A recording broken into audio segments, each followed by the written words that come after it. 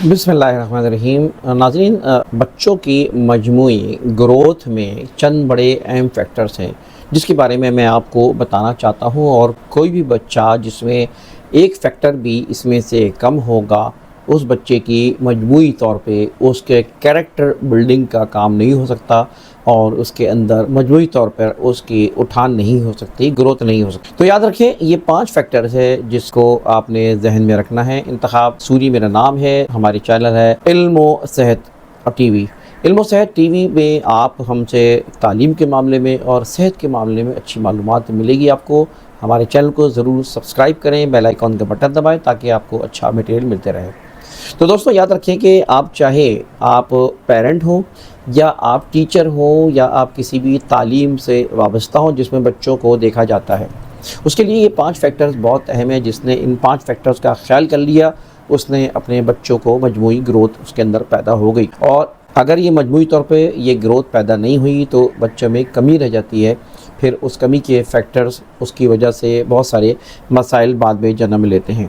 وہ 5 فیکٹر جسے ہم 5 ڈائنامکس بھی کہتے ہیں، 5 ڈائنامکس آف کریکٹر بھی کہتے ہیں، اس میں سے 5 میں سے ایک ہوتا ہے سب سے پہلے جو سمجھے کہ فزیکل اس کی ڈائنامک ہے۔ فزیکل بچے کی، ہر بچے کو شروع سے ہی اس کی فزیکلی اس کی گروتھ کا خیال آپ نے رکھنا ہے۔ بچہ کھانے پینے میں، سونے میں، جاگنے میں اس کے اوپر ایک مجموعی طور پہ دیکھنا ہے کہ بچہ غذائی کمی کی شکار تو نہیں ہے، اس کے اندر کوئی ایسی کمی تو نہیں ہے جو اس کے وٹامنس کی کمی کہہ لیں یا کسی بھی طرح جس سے اس کی جسمانی گروتھ پر فرق پڑ سکتا ہے۔ یاد رکھیں، مضبوط جسم جو ہے وہ ہمیشہ مضبوط ذہن اور اچھے ذہن کا ضامن ہوتا ہے۔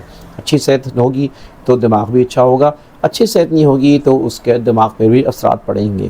اور بہت سے بچے ایسے ہوتے ہیں جن کی جسمانی کمزوری کی وجہ سے ان کی پڑھائی یا ان کے معاملات دیگر چیزوں میں بہت زیادہ ڈسٹرب ہوتے ہیں۔ تو لہٰذا کسی بچوں میں 5 فیکٹرز میں سے سب سے اہم فیکٹر جسے میں کہوں گا کہ اس کے جسم، اس کی صحت کا خیال رکھیں۔ آپ چاہے پیرنٹ ہوں چاہے ٹیچر ہوں تو ٹیچر کو یا اسکول کو چاہیے کہ ہر بچے کی صحت کا بہت زیادہ خیال رکھنا ہے، جو کہ اس کی بنیادی ضرورت ہوتی ہے اور اس کو اس کے بغیر اٹھانے ہو نہیں سکتی۔ دوسری چیز اس کی ذہنی صلاحیت کو ابھارنا ہے، اٹھانا ہے۔ اسے کہتے ہیں انٹلیکچول اسکل، بیسیکلی گرو کرنا ہے، اور اس انٹلیکچول اسکل میں اس کی ذہنی صلاحیت کو کس طرح آپ بڑھا سکتے ہیں، کون سی ٹیکنیک اختیار کر سکتے ہیں کہ جس میں اس کے بچے کی گروتھ ہو رہی ہے۔ یقیناً ہر آنے والی کلاس میں آپ کو اس کا اسسمنٹ کرنا چاہیے کہ اس کی تعلیم، اس کی ذہانت کیسی ہے۔ اس ذہانت کے لیے آپ کو خود اندازہ ہوگا کسی بھی حوالے سے کہ اگر آپ بچوں کی تربیت کر رہے ہوں یا بچوں کے لیے اسکول کوئی قائم کیا ہوا ہوتا ہے یا آپ پڑھا رہے ہوں، تو بچوں کی ذہنی صلاحیت اگر ابھر نہیں رہی ہوگی تو پھر ظاہر ہے کہ وہ بچے کی مجموعی شخصیت بن نہیں سکتی۔ دوسری چیز جو ہے وہ اس کی اسپریچول یعنی روحانی اس کی اسکل، روحانی طاقت کو اس کو گرو کرنا ہے۔ دیکھیں، یاد رکھیں، ہر بچہ دین فطرت پہ پیدا ہوتا ہے، یہ حدیث ہے۔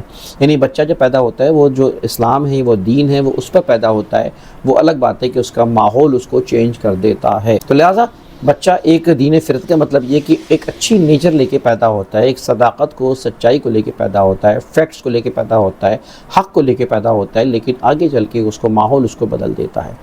تو لہٰذا ہر بچے میں، ہر شخص میں ایک روحانی ایک فکر ہوتی ہے، روحانی ایک سوچ ہوتی ہے، روحانی ایک تڑپ ہوتی ہے۔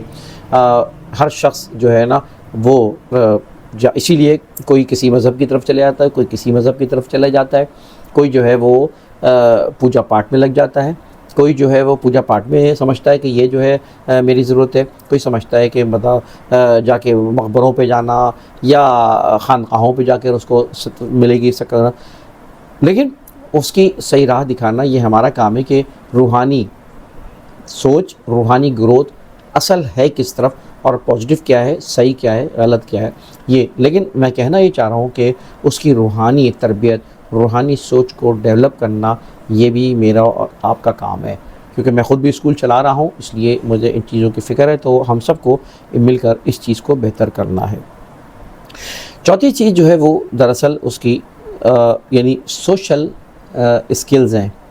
انٹرپرسنل اسکلز ہیں ہر بچے کے اندر. آپ کو پتہ ہونا چاہیے کہ آپ کے اسکول میں پڑھنے والے بچے کے اندر سوشلی کیسا ہے. کوئی بچہ اگر سوشلی اچھا نہ ہو تو کیا فائدہ، بھلے وہ کتنی بھی اچھی تعلیم. بہت سے بچے آپ کو پتہ ہے کہ جب بڑی عمر کو جاتے ہیں تو ان کے اندر جو ہے نا وہ صلاحیتیں نہیں ہوتی جو کہ معاشرے میں لے کے، اس کے اندر لیڈرشپ ڈیولپ نہیں ہوتی، اس کے اندر 4 لوگوں کو چلانے کی صلاحیت نہیں ہوتی، ان کو کسی کمپنی کو کسی اچھے مقام پر آ نہیں سکتا. اپنا کاروبار کرنے میں بھی وہ لیڈرشپ کی کمی کی وجہ سے، کمیونیکیشن اسکلز کی کمی کی وجہ سے، سوشل اسکلز کی کمی کی وجہ سے وہ ترقی نہیں کرتا.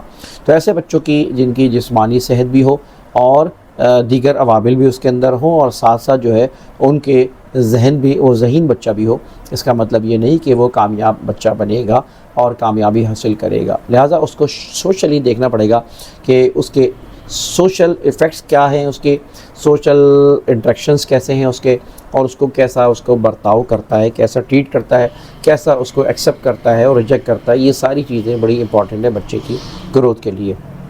آخری 5ویں چیز جو ہے اس کی سائیکولوجیکل جو ہے نا وہ اس کی نفسیات کا جائزہ لینا ہے، اس کی نفسیات کا خیال رکھنا ہے. مثال کے طور پہ بچے کے آپ پڑھا بھی اچھا رہے ہیں، سب کچھ کر رہے ہیں، اس کی کھانے کی غذا کا بھی، روحانی ہر چیز کا آپ نے خیال رکھا ہے، لیکن اس کے احساسات کو آپ نہیں سمجھ رہے ہیں. بچوں کے احساسات کو محسوس کرنا یہ دراصل ایک آپ کا فرض ہے، آپ کی ذمہ داری ہے. وہ بچہ سوچ کیا رہا ہے، اس کی سائیکولوجیکل ایفیکٹس کس وجہ سے پڑ رہا ہے. بہت سے اسکولوں میں دیکھتا ہوں کہ بعض ایسے والدین ہوتے ہیں جو کہ سپریٹ ہو جاتے ہیں، سنگل پیرنٹ ہوتے ہیں یا علیحدگی ہو جاتی ہے، اس کے بچوں پہ اس کے اثرات نفسیات پہ پڑتے ہیں. اس نفسیات کو سمجھنا آپ کی ذمہ داری ہے. بہت سے بچوں کو بارے میں آپ کو اگر پتہ ہی نہیں ہوگا کہ ان کے والدین میں سپریشن ہو گئی ہے تو آپ اس کی نفسیات کو سمجھ نہیں پائیں گے. تو ضرور نفسیات پہ اس کا اثر پڑے گا. گھر کے ماحول کا بھی نفسیات پہ اثر پڑتا ہے. معاشی حالات جو گھر کے باپ کے چل رہے ہوں، گھر پہ چل رہے ہوں، اس کے بھی اثرات اس پر مرتب ہوں گے. تو لا محالہ نیچرلی بچے پر بھی اثرات مرتب ہوں گے. اس لیے بچے کی سائیکو کو سمجھنا، اس کی سائیکولوجیکل گروتھ کو جاننا، اس کو پروان چڑھانا، یہ ہماری ذمہ داری ہے کہ اس کی نفسیاتی کیا سی چیزیں. بچہ اگر کوئی خوف میں مبتلا ہے تو آپ کو پتہ ہی نہیں، آپ پڑھائی جا رہے ہیں، وہ کیوں خوف ہے، اس فیکٹر کو، وہ کون سا اسٹگما ہے، وہ کون سا فیکٹر ہے جو کہ اس کو خوف میں مبتلا کر رہا ہے. وہ گھر کے اندر بھی ہو سکتا ہے، وہ باہر بھی ہو سکتا ہے، اور وہ اسکول کے اندر بھی ہو سکتا ہے. اس کی وجہ سے اس کی نفسیات پر اثر پڑ رہا ہے. نفسیات پر اثر پڑنے کی وجہ سے اس کی تعلیم، صحت، ہر چیز پہ اثر انداز ہو رہی ہے وہ چیز. تو لہٰذا آپ نے اس کی سائیکو کو سمجھنا ہے. لہٰذا بچے کے احساسات کو محسوس کریں، بچے کی سوچ کو محسوس کریں، اس کے خیالات کو آپ نے جانچنا ہے. اس سے آپ اس کی سائیکولوجیکل گروتھ پہ آپ توجہ دے سکیں گے اور اس کو مثبت کر سکیں گے اور اس کو بہتر کر سکیں گے. لہٰذا یہ 5 ڈائنامکس ہیں. آپ اگر چاہتے ہیں کہ بچے کی مجموعی گروتھ ہو اور ایک بچہ تعلیم کے بعد ایک کامیاب انسان بنے، ایک لیڈر بنے، ایک معاشرے کو لیڈ کرنے والا بنے. اگر وہ کاروبار کر رہا ہے تو کامیابی سے کاروبار کرے، گھر چلا رہا ہو تو کامیابی سے چلا رہا ہو، کسی فیکٹری میں کسی جگہ بھی کام کر رہا ہو، وہ لیڈرشپ اور لوگوں کو. ورنہ آپ دیکھیں کہ جو 4 آدمیوں کو نہیں چلا سکے اس کو تو سیلری بھی نہیں ملتی، صحیح چیز کو باہر کر دیا جاتا ہے. مقصد میرے کہنے کا یہ ہے کہ آپ کسی بچے کو مجموعی طور پہ ان تمام فیکٹرز کو لے کے چلیں گے، آپ چاہے والدین ہو یا آپ اسکول ہے یا ٹیچر ہوں، تو اس بچے کی ایک ایسی گروتھ بنے گی جس سے لوگ بڑے ہونے کے بعد مثال دیں گے کہ ہاں، وہ پوچھیں گے اس نے یہ چیزیں کہاں سے حاصل کی، یہ کریکٹر ڈیولپمنٹ کا کام کہاں ہوا. یاد رکھیں ہمارے اس چینل پہ آپ کو اس طرح کی بہت ساری معلومات ملیں گی. آپ کو گزارش کرتا ہوں کہ چینل کو سبسکرائب کریں، بیل آئیکن کا بٹن دبائیں، ان معلومات کو آگے بڑھائیں، شیئر کریں. انتخاب سوری کو اجازت دیجیے. اللہ حافظ.